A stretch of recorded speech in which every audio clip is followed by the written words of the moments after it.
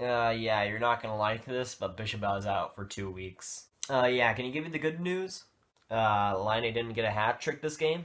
Oh, that's actually pretty good news. Now, how are the Stars actually playing this game? Oh, I think it's best for your sanity if, let's say, you never check the standings again. Hello guys, welcome back to DSFR Game 73, Stars versus Jets.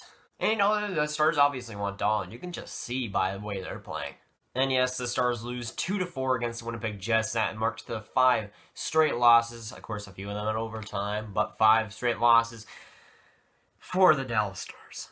And honestly, what did I really, truly expect to get from this? Oh man, the Stars are making the playoffs. That's just a known fact at this point. Now let's get into the game before I ramble on for 2 straight hours. And the Stars were outshooting the Jets pretty heavily in the first period. I think it was like 12-4 at the end of the first period. But overall, it was a very solid period by the Dallas Stars. And they wouldn't get the result one day. Now Bishop makes an incredible save.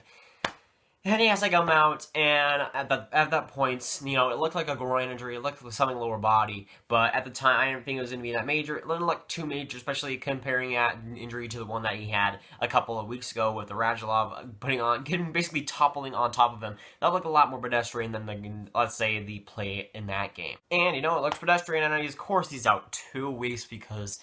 Of course he is, man. It didn't look too bad at the play, but of course he has to be reevaluated in 2 weeks. It's basically the end of the regular season at that point, and by then, the Stars' season is pretty much over because we would have Lettinen as our starter, and of course that hasn't really worked out, has it? And of course, Carlin has to be put in the game. Now, he didn't look necessarily bad tonight. He wasn't great, but of course he wasn't bad. He made a few good saves, but overall he was just average.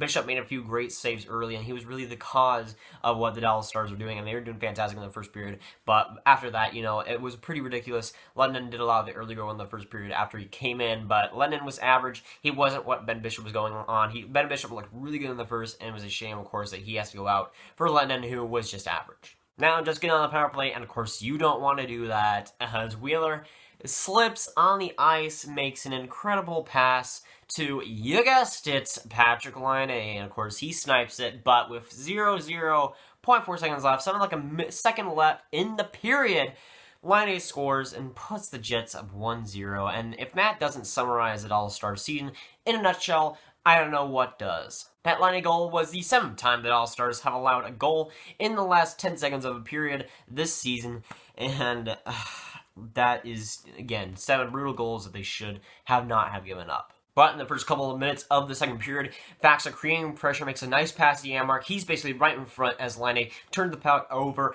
Janmark is right in front, and he makes a beautiful, just a snipe. Hellebuck was kind of out of position there, but Janmark made the perfect shot there, and he barely gets it past Hellebuck. And the Stars tie the game at 1-1, and even though that wouldn't last for a while, that was a huge goal for the All-Stars. And then right after, Chariot, who I have barely any idea who he even is, puts a slap shot from the point, and it just squeaks by Lettinen. That was a good shot, but man, there was a couple screens and Lettinen couldn't see it, and that was just a perfect shot that went kind of went off the side post and into the net. Just a ball-breaking goal right there, right after the Janmark goal, and the Winnipeg Jets find themselves up 2-1 right after the Stars tied it. And the Stars have a terrible turnover in the neutral zone. You know what that means against the Winnipeg Jets. They score as Bufflin makes a great pass up the neutral ice right to Stastny, and he passes it to Ehlers, makes a great tip pass right to Laine on the other side, and it basically has too much room for Patrick Laine, and of course he snipes it on Lettinen, and they go up 3-1 again. Way too much room for Laine. The Stars like doing that, don't they? Now Wheeler gets pushed by Patter into Lettinen, and Lettinen was kind of shaken up. It was really a scary situation there, but Lettinen seemed okay, and he was okay, thankfully. We wouldn't want to put our emergency backup in that. I've seen everything, haven't I? They just have tons of people around their crease in their zone, and everybody was just piled onto each other. It was basically a dog pile in front of the Winnipeg Jets zone, and somehow we do not score on it. The Stars got multiple chances, multiple areas, and of course they don't score on it because of course they don't. Hellebuck makes a few great saves, but the Winnipeg Jets were really bailed out a couple of times there by Hellebuck. He somehow saw the puck a couple of times where he really shouldn't have, and the Stars, again, do not convert on really golden opportunities there. Now, a few minutes later, Ben gets a puck. He basically dangles around a couple of defenders, stays in the relatively position that he was for a little while. He just stays in one position. He gets the puck and then gets some room somehow. He finds some room there and makes just the smallest amount of space getting the puck in the net. Hellebuck was basically covering the whole net there, but Ben somehow, someway makes a beautiful shot, as perfect as you can get it. And really, Hellebuck was kind of sitting there. He was protecting the top shelf, but he had the tiniest bit of elbow room to leave for Ben, and Ben just barely got it past Hellebuck. A beautiful snipe there, and the Stars find themselves only got one goal with 2-3 at least. And with that goal, Ben is the second in all-time in Dallas Stars goals, just passing Yuri Lettinen. I think it was a 244, something like that, something in that area. But for him, getting second in all-time Dallas Stars, of course, second to the great Mike Modano, that's fantastic for him. I don't think that he'll quite get there. In all honesty, I don't want him to get there because I love Modano to pieces. But if Ben can get close, that'd be fantastic. He'll be retired in the not in the Hall of Fame, but in the Dallas Stars, and he'll have his jersey and number retired at least. That's for sure. He's been fantastic, and of course, passing your Lennon for the second all-time, that's just tremendous. Now, Ben absolutely crushes Jacob Trouba. He has to go out and actually be out of the game at that point, it was a clean hit, but I think Trouba kind of landed funny on his back. It was something like that. And then in the Shane shift, Bufflin gets an amazing chance. It was basically a 2-on-1, and Letton just makes a fantastic save. The Stars are cycling. Sagan gets a fantastic chance. They're cycling. They're doing a fantastic job, and Sagan rings out the post because of course he does. Stars doing well in the last few minutes.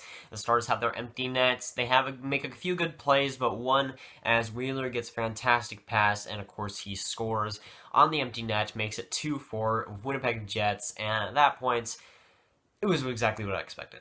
That marks the 8th straight time that the Winnipeg Jets have beaten the Dallas Stars, or at least gotten 4 goals against the Dallas Stars in a game. I think the Dallas Stars have won a couple of those, but the Winnipeg Jets have scored at least 4 goals in the last 8 times they've faced the Dallas Stars, and if that isn't scary, I don't know what is. It's just a combination of goaltending and, bad luck for the Stars. It's defense on one night and goaltending against the Winnipeg Jets. They just have our number almost every single time, especially this season. The season sweep for the Winnipeg Jets against us, I really saw it coming. I really had no idea how he didn't get that in the hat trick. He was close to getting it with the empty net, but with the Stars, I just had all the expectation in the world for Laine to get the hat trick, and he almost did. That's the scary thing. And of course, as I mentioned earlier, that's a 5-game winning streak for the Dallas Stars. And the tank is on, isn't it? The Dallas Stars have the draft in the 2018 draft. It's mighty convenient, isn't it? Having Dolan picking first overall, I'd say that's pretty convenient for the NHL and for the Dallas Stars. I know, it's not happening, but a man can dream. But overall, I'm just looking towards the draft because the more and more the days go by, I have less and less hope that we're going to make the playoffs, and there's a lot of reasons to that. And a big reason is because of their schedule. It's a tough schedule. It's a really, really tough schedule. But they haven't taken advantage of teams that they should have beat while they have this tough schedule. And that's the biggest thing.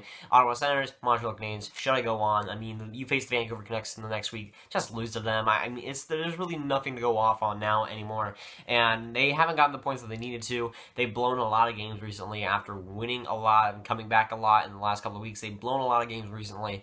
That's a big thing for them. They just haven't been playing well at all, especially against bad teams. It's a big problem for them lately. And of course, the Ducks getting the win, that makes the Ducks pass the Dallas Stars in the wildcard spot, and that officially makes the Dallas Stars out of the playoffs for what seems like forever. I don't want to say it goes too far back. Might have gone that far back as to January, December, but that's still a long time since the Dallas Stars were out of the playoffs, and the Ducks most definitely deserve it a lot more than the Dallas Stars. And it's just really quite sad that the Blues are 1 point behind us now. They lost I don't know how many games that they were doing terrible, and now they've been coming back and they're playing a lot better. But for the Stars to be 1 point behind them after what the Blues have gone through, it's just absolutely egregious for them, and they really have no excuses to begin with.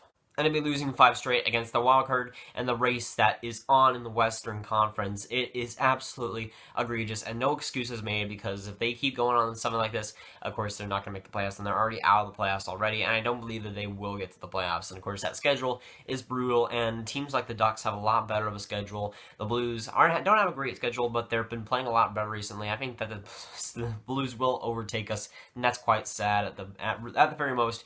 The Stars, they just aren't playing well at all. They're not finding the ways to win, and that's the big thing for them, that they are kind of just tailing off towards at the last couple of weeks. Before these last couple of weeks, they were finding ways to win. They're coming back in games, and that's the exact opposite of what they've been doing now. They've been giving up leads. They've been doing a lot worse lately. They haven't come back from anything really, and they just playing overall sloppy hockey. They really didn't play all too bad against Winnipeg, but you can't be getting losses like that. Losses like these, you just can't afford them in the wildcard race that you're in. And of course, Ben Bishop being out for basically the rest of the regular season, that's not going to help things too much. That's the big thing why they should have gotten wins against Montreal and Ottawa. It comes back to bite you, and it definitely has in a big way. And I really don't have too much confidence in this team anymore.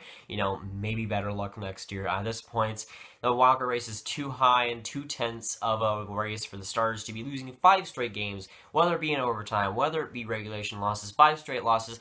They can't afford that at all, and of course, it's come back to bite them in every sense of the word, and rightfully so. Of course, as we look to the future, on Tuesday, you face the Washington Capitals at home, and of course, the Capitals, who have been amazing in their last couple of weeks, because of course they have, are going to beat the Stars. I have really no doubt in my mind, and really, I can't have any faith until they start, getting a win. I really haven't seen, it's been too long, in this race that they're supposed to be in, 5 straight losses. I just need to see a win before I actually have some bit of hope in this team anymore. And again, they didn't necessarily play well. I was actually pretty happy with their performance, but they're still not finding ways to win. They're still not finding ways to get that clutch goal. After I thought they were turning that around a couple of weeks ago, they just kind of went back down to earth, and they just haven't gotten comebacks, and they keep getting blown leads, and they keep letting bad turnovers, just everything just collaborated into one bad package, and the Stars are finding ways to lose, and that's a big thing for them, that they really can't afford once again. And letting him be in the starter, I really don't have any expectation that. We've seen what that's happened. The starters weren't really all that great. They're pretty meh when letting him as a starter, and I think that's going to continue. The starters won't miss the play. I think that they will miss the playoffs. I think the Blues will overtake them. I think the Ducks will have that second wildcard spot. Colorado Avalanche will continue to play well. At this point, 5 straight losses have pretty much been their season, and it's really showing in the standing. And, make this video a little bit more cheery. I guess we have Miro Heiskanen for next year. But that's going to, guys. Like, subscribe, do not ring that bell. Tell me down below what this game you're watching it, because I know some of you did, and honestly, this is just egregious, and I really just want to end this video before I really get myself in a bad mood, and I'll see you guys later. Goodbye.